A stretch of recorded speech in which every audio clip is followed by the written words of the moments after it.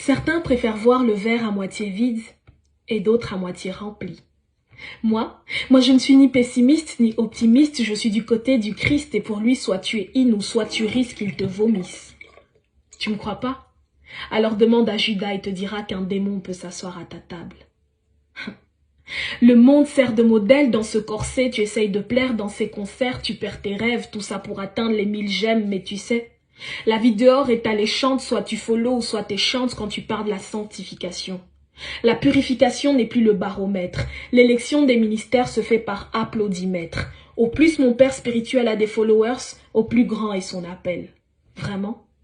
On s'appelle brother, sister, shepherd, woman of fire, mais si ce feu est en nous, où est l'amour qui vient avec?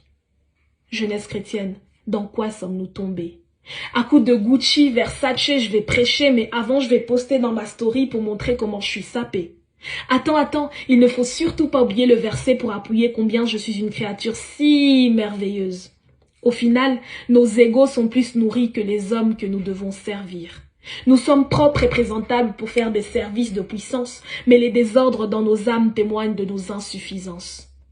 Jeunesse chrétienne, dans quoi sommes-nous tombés? C'est la compétition pour voir qui prendra le micro. L'onction se détermine par les voyages que nous faisons. On arrête les études pour sillonner l'Afrique, l'Europe et l'Asie, et si nous arrivons jusqu'aux États-Unis, c'est le jackpot sur le CV. Avons-nous oublié que l'injonction de faire de tous les hommes des disciples commence d'abord à Jérusalem avant de s'étendre aux extrémités de la terre? Que fais-tu de tes voisins et de toutes ces personnes que tu rencontres au quotidien? Il y a des cœurs à changer, certes, mais que penses-tu du tien? First.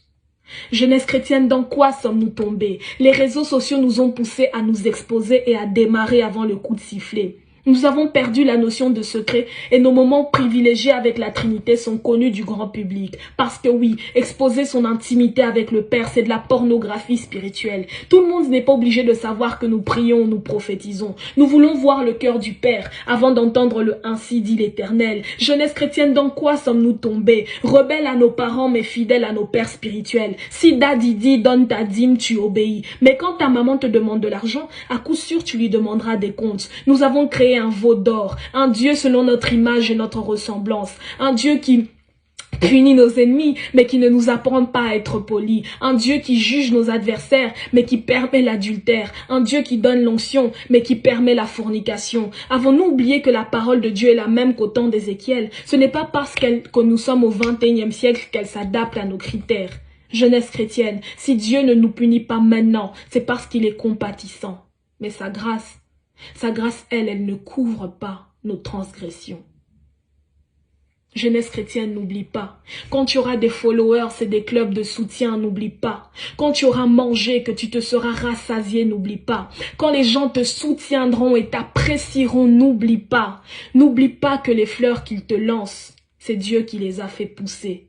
Garde-toi d'oublier le Dieu qui t'a sorti du péché. Garde-toi d'oublier celui qui t'a repêché des déchets. Celui qui t'a sorti des indigents pour te faire asseoir parmi les grands. Garde-toi d'oublier le Dieu qui t'a tiré des ténèbres vers son admirable lumière. Et même si tu es tombé, relève-toi. Relève-toi et rappelle-toi que c'est de toi qu'il parlait quand il disait que vos fils et vos filles prophétiseront. C'est de toi qu'il parlait quand il disait que vos jeunes gens auront des visions. Relève-toi et rappelle-toi du vœu que tu lui avais fait dans le secret. Relève-toi et regarde où tu es tombé. Considère tes voies. Reviens à ton premier amour.